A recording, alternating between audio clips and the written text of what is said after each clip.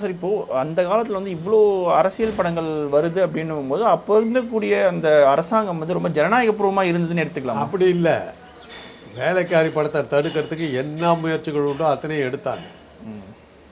அது பிரிட்டிஷினுடைய தாக்கம் இன்னும் இருந்ததுனால நடக்கலை. பராசக்தி படத்தை உடனடியாக தடை பண்ணணும்னு சொன்னாங்க. உடனடியாக தடை பண்ணணும்னு சொல்லி ரிவைசிங் கமிட்டிக்கு போட்டு அன்றைக்கி இருந்த அதிகாரிகள் முடியாதுட்டாங்க. ஓ இல்லை, நீங்கள் சொல்கிறத பார்த்தா அப்போது அந்த நேரத்தில் வந்து ராஜாஜி வந்து முதலமைச்சராக இருந்தாரா? அந்த டைமில் இது பண்ணும்போது தடுக்க முடியாது அப்படின்ட்டாங்க. கருத்து சுதந்திரம் அவங்க ஒன்றும் இதாக பண்ணல அப்படின்ட்டாங்க. ஆனால் வேலைக்காரியில் வந்து நீங்கள் ஐ மீன் பராசக்தியில் வந்து நாத்திக கருத்துக்கள் பெருசாக இல்லை, சமூக கருத்துக்கள் இருந்தது. நாத்திக கருத்துக்கள் பெருசாக இருந்ததுன்னு சொல்ல முடியாது. நாத்திக கருத்துக்கள்லாம் வந்ததே வந்து வேலைக்காரி படம் தான் மெயினாக, ஓரளவுக்கு நல்ல தம்பி. அதுக்கப்புறம் ரொம்ப காலம் கழித்து தீக்கதிர்னு ஒரு படம் வந்து, தங்கத்துறைன்னு ஒரு படம் வந்து திருவாரூர் தொங்கராஜன் நாத்திய கருத்துக்கள்லாம் வச்சு. அதுக்கப்புறம் நாத்திய கருத்துக்கள் ஆனால் அப்போ வந்து பக்தி படங்கள்லாம் அதோடு நின்றுச்சு. வேலைக்காரி படம் வந்ததுக்கு பிறகு கதாநாயகன் பேண்ட்டு போட ஆரம்பித்தான், பாட்டு பாடுறதை நிறுத்தினான். இந்த கிரீடம் வைக்கிறது இதெல்லாம் இந்த மாயாஜால மந்திர தந்திர இந்த இந்து அபிமன்யு குந்தி தேவி கிருஷ்ண பரமாத்மா இந்த கதையெல்லாம் அதோட அப்படியே ட்ரெண்டு மாறிடுச்சு. அப்படியே இருந்துச்சு. அதுக்கப்புறம் ஆனால் வியாபார ரீதியாக நல்ல ஹிட்டு கொடுத்துருக்காது அந்த படங்கள் எல்லாமே. சூப்பர் ஹிட்டாக ஓட்டதுனால தான் நம்ம அக்செப்ட் ஆகிடுச்சு.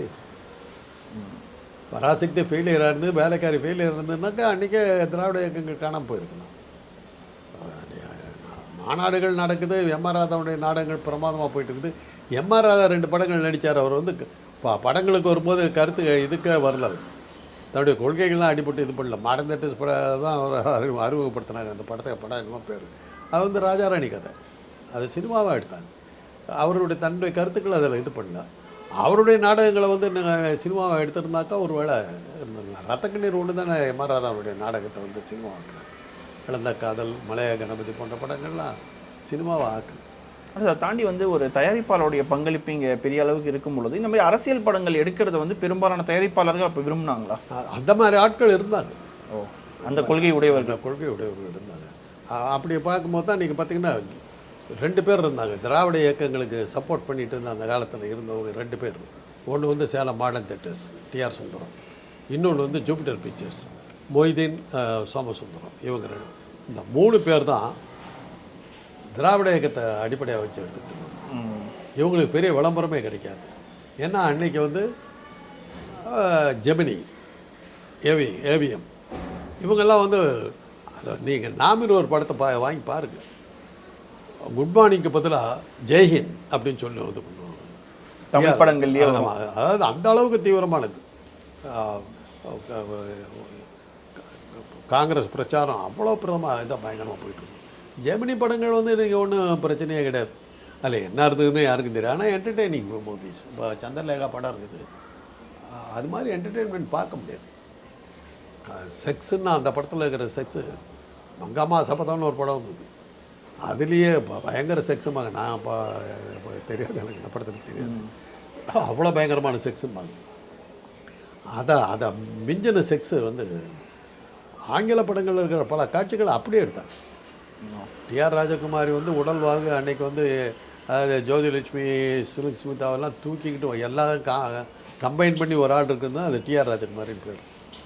அவங்க வந்து ஒரு பாவாடையும் ஒரு ஜாக்கெட்டு மாத்திரம் போட்டுக்கிட்டு வருவாங்க. அவளை கட்டி பிடிக்கிறதுக்கு வில்லன் ட்ரை பண்ணுவோம். அப்படியே வந்து பிடிக்கும்போது அப்படியே உள்ளே பிடிப்பார், அப்படியே வலிக்கிட்டு போயிடுவோம். 5 நிமிஷம் அந்த சீன் வரும். ஒரு இங்கிலீஷ் படத்தை வந்து அப்படியே எடுத்துருந்தோம். போட்டு பாருங்கள், அதுக்கு இணையான செக்ஸுன்னு நீங்கள் பார்க்க முடியாது. சார் இப்போது 1950லேருந்து 1970s வரைக்கும் கொஞ்சம் அரசியல் படங்கள் அதிகமாக வந்திருக்கு சார். ஆனால் லேட்டர் இந்த 80ஸ்க்கு அப்புறம் பார்த்தீங்கன்னா அந்த அரசியல் படங்கள்ன்றது கொஞ்சம் குறைஞ்சிடுச்சு அப்படின்னு சொல்லி ஒரு விமர்சனம் இருக்குது. அது சினிமா மூலமாக தான் அது பரவணுங்கிறது. நிறைய மீடியாக்கள் வந்ததுனால சினிமா குறைஞ்சிடுச்சு. வந்து உங்களுக்கு டிவி வந்ததுக்கு பிறகு சினிமாவுடைய தாக்கம் குறைஞ்சி வந்துடுச்சு. அதனால தான் சினிமாவுக்கு வந்து பார்க்கணுங்கிற அவசியம் இல்லை. டிவிலேயே நமக்கு வேணுங்கிற கருத்துக்களை எல்லாம் நம்ம கொள்கைகளை சொல்கிறதுக்கு அவங்கவுங்க ஒரு சேனல் ஆரம்பிச்சுக்கிட்டாங்க. நீங்கள் பார்த்தீங்கன்னா எல்லா கட்சியும் ஒரு சேனல் வச்சுருக்காங்க. அப்படி இருக்கும்போது எதுக்காக சினிமாவுக்கு போகணும்? இல்லை, ஏன் இந்த விமர்சனங்கள் வருதுன்னா, இப்போது தமிழ்நாட்டில் இருக்கக்கூடிய அரசியல்வாதிகள் வந்து பெரும்பாலும் இந்த சினிமாவிலேருந்து வந்ததுனால இதன் பிறகு இந்த சினிமாவிலேருந்து யாரும் உருவாகக்கூடாதுன்னு சொல்லி சில கட்டுப்பாடுகள்லாம் விதிச்சிருந்தாங்க, சில ஒத்துக்க மாட்டேங்கிறாங்கன்ற விமர்சனம் வருது. அந்த நேரத்தில் சினிமா தாங்க இருந்தது. இன்றைக்கி சீரியல் நடிகர்கள் சில பேர் ட்ரை பண்ணாங்கன்னா வரலாம், பெண்கள் ஓட்டுகள் வாங்கலாம். ஏன்னா பெருசாக போயிடுச்சு. அன்றைக்கி தமிழ் சினிமானாக்கா சினிமா தான் நீங்கள் பார்க்கணும்.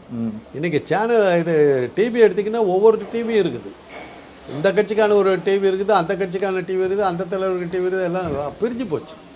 ஆனால் ஒரு சேனலில் நான் என்னை பொறுத்தவரை நாங்கள் எங்கள் வீட்டில் ஒரு குறிப்பிட்ட சேனலை தவிர நாங்கள் வேறு எதுவுமே பார்க்குறதில்ல. என்ன நடக்குதுன்னு கூட தெரியாது. அதில் வேடிக்கை என்னென்னு பார்த்தாக்கா அந்த சேனலை அந்த சீரியலை அந்த சேனலில் வர்ற சீரியலை பார்க்குற ஒரே ஆள் எங்கள் குடும்பத்திலே நாங்கள் தான். எல்லாம் சிரிக்கிறாங்க. அது ஒரே கதையை திருப்பி போடுவாங்களே, அதையா பார்த்துக்கிட்டு இப்போ பழகி போச்சு. அது ஒன்றும் பிரச்சனையே இல்லைன்னு வச்சுங்க, எப்போ வேணாலும் போட்டு எதை வேணாலும் பார்த்துக்கலாம், ஒரே கதை தான். அதனால் மற்றவங்க கேட்டாங்க, சில மற்ற சேனல்லாம் பார்த்தீங்கன்னாக்க எதோ புது மாதிரியான கதைகள்லாம் வந்தது. பட் அந்த சேனலை நீங்கள் பார்த்தா தான் நீங்கள் இது பண்ணணும். இப்போ சினிமானாக்கா ஒரு சினிமா போடுறீங்க, எல்லோரும் அந்த சினிமா பார்க்க போடுறாங்க. அதே சமயத்தில் ஒரு சீரியல் நீங்கள் போட்டிங்கன்னா எல்லோரும் அந்த சீரியலை பார்க்குறதில்ல. நான் பார்க்குற சீரியல் நீங்கள் பார்க்குறது அவங்க பார்க்குறதில்ல. அப்படி அதனால் சீரியலில் வர்ற வாய்ப்புகள் அதிகமானதுனால குறைஞ்சிடுச்சு. இல்லை, நிறைய சீரியல்லாம் வர்றதுனால ஒரு சினிமா எடுத்தால் அத்தனை பேரும் பார்ப்பாங்க. சினிமாவில் இருக்கிற தாக்கம் அதுதான். சீரியல்னாக்கா நீங்கள் பார்த்தா தான் உண்டு, இல்லாட்டி இல்லை. ஆனால் இப்போது கடந்த ஒரு 10 வருடங்கள் நம்ம பார்க்கும்போது பார்த்திங்கன்னா நிறைய அரசியல் படங்கள் சிலது வந்து நேரடியாக இருக்கும், சிலது வந்து இலைமறை காயாகவும் பேசிகிட்டு இருப்பாங்க. அந்த நேரத்தில் நீங்கள் பார்த்தா அந்த அரசியல் கணம் அப்படின்றது இப்போ இருக்கக்கூடிய அரசியல் திரைப்படங்களுக்கு இருக்கா? அந்த அளவுக்கு ஈர்க்கலை. அந்த நேரத்தில் தமிழில் பேசுகிறதே பெரிய விஷயமா இருக்கும். நான் தான் சொல்லியிருக்கேன், அந்த டயலாகெல்லாம் எல்லாம் மணிப்புறவாள நட பார்ப்பன தமிழ். அவன் என்ன செஞ்சுட்டு இருக்கா, பார்த்துட்டு இருக்காளா, என்ன இருக்கு அப்படி. ஹரிதாஸ் படத்தில் மன்மத லீலை வென்றால் உண்ட பாட்டு வரும், நீங்கள் போட்டு பாருங்கள். அந்த பிராமண தமிழ் அதில் பிச்சுக்கிட்டு நிற்கும். ஹரிடியாவோ சதுராடுறா, நல்லா பார்த்துக்கோ அப்படி புடுமிட்டாராம் சார். சதுராடுறாளா, அப்போ இவன் யாருவோ தேவடியா டைலாக். தேவடியாளா, தேவடியானா சாதாரண தேவடியால, பச்சை தேவடியா டைலாக். போய் போட்டு பாருங்கள், இன்னும் இப்போவும் பார்க்கலாம் நீங்கள். அது மாதிரி டைலாக். சகுந்தலைன்னு ஒரு படம், இவங்க எம்எஸ் சுப்புலட்சுமி, அவங்க நம்ம ஆள் தான், நான் பிராமின். அவங்க ஜிஎன் பாலசுப்ரமணியம், 2 பேரும் அதில் தமிழ் பேசல தான் சொன்னாங்க. அது தமிழ் தானான்னு இன்றைக்கி வரல யாருக்கும் தெரியாது.